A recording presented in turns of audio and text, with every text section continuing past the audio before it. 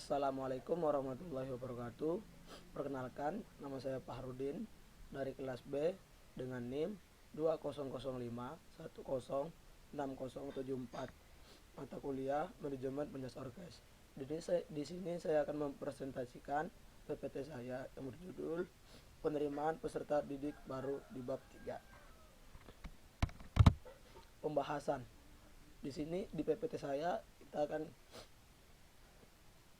membahas tentang pengertian, tujuan, prinsip, dan asas, sistem penerimaan, kriteria penerimaan, dan prosedur. Langsung ke pengertian. Pengertian penerimaan peserta didik baru merupakan proses pencarian, menentukan, dan menarik pelamar yang mampu untuk menjadi peserta didik di lembaga pendidikan atau sekolah yang bersangkutan. Menurut Mustari 2014-2011, selanjutnya dijelaskan oleh Mustari bahwa penerimaan peserta didik merupakan proses pendataan dan pelayanan kepada peserta didik yang baru masuk sekolah. Setelah mereka memenuhi persyaratan yang telah ditetapkan sekolah menjelang tahun ajaran baru. Lanjut, tujuan, prinsip, dan asas. Tujuan penerimaan peserta didik baru adalah memberikan layanan bagi anak usia sekolah atau lulusan untuk memasuki satuan pendidikan yang lebih tinggi secara tertib, terarah, dan berkualitas. Prinsip penerimaan peserta didik baru meliputi 1. Semua anak usia sekolah memiliki kesempatan yang sama untuk memperoleh pendidikan pada satuan pendidikan yang lebih tinggi. 2. Tidak ada penolakan penerimaan peserta didik baru bagi yang memenuhi syarat, kecuali jika daya tampung di sekolah yang bersangkutan tidak mencukupi dan ketentuan waktu proses penerimaan peserta didik baru telah berakhir. 3. Sejak awal pendaftaran, calon peserta didik dapat menentukan pilihannya ke sekolah negeri atau ke sekolah swasta. Asas penerimaan peserta didik baru sebagai berikut. 1. Objektif bermakna bahwa penerimaan peserta didik baru, baik peserta didik baru maupun pindahan, harus memenuhi ketentuan umum yang telah ditetapkan. 2.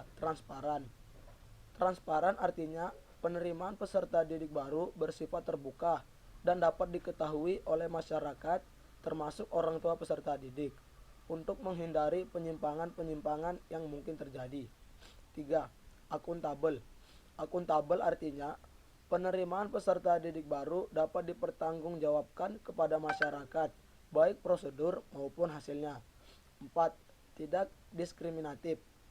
diskriminatif artinya penerimaan peserta didik baru tidak membedakan suku, agama, dan golongan, kecuali sekolah dengan karakteristik yang tersendiri, misalnya MI, MTS, dan MA, yang siswanya harus beragama Islam.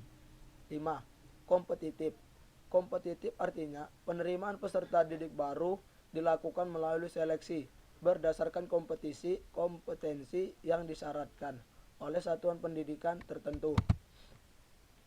Selanjutnya, sistem penerimaan. Pertama, sistem promosi. Sistem promosi adalah penerimaan peserta didik yang sebelumnya tanpa menggunakan seleksi.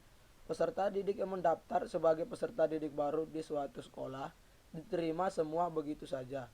Karena itu, mereka yang mendaftar menjadi peserta didik tidak ada yang ditolak. 2. Sistem seleksi. Sistem seleksi adalah proses penerimaan peserta didik baru yang dilakukan berdasarkan kriteria seleksi. Tertentu sistem seleksi terbagi menjadi 2. 1. Seleksi administratif. Seleksi administratif adalah seleksi atas kelengkapan administratif calon peserta didik. 2. Seleksi akademik.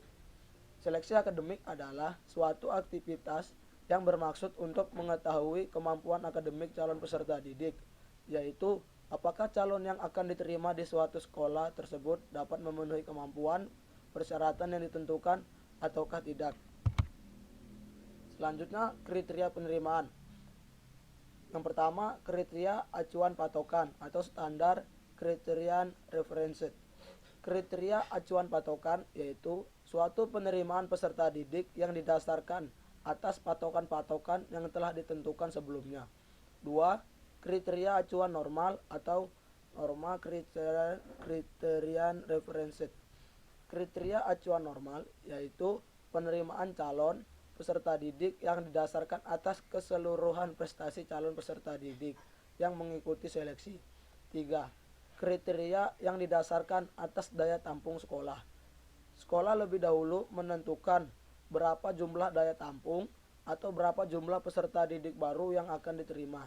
Setelah sekolah menentukan, kemudian meranking prestasi siswa dari yang paling tinggi sampai dengan prestasi yang paling rendah.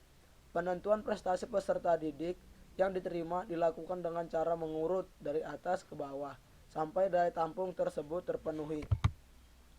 Yang terakhir ialah prosedur. Prosedur terdiri dari 7 poin. Yang pertama, pembentukan panitia. Yang kedua, rapat penerimaan peserta didik baru. Yang ketiga, pembuatan, pengiriman atau pemasangan pengumuman. 4. Pendaftaran calon peserta didik. 5.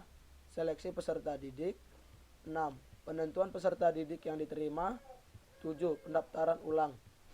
Sekian dari presentasi saya, kurang lebihnya mohon maaf. Assalamualaikum warahmatullahi wabarakatuh.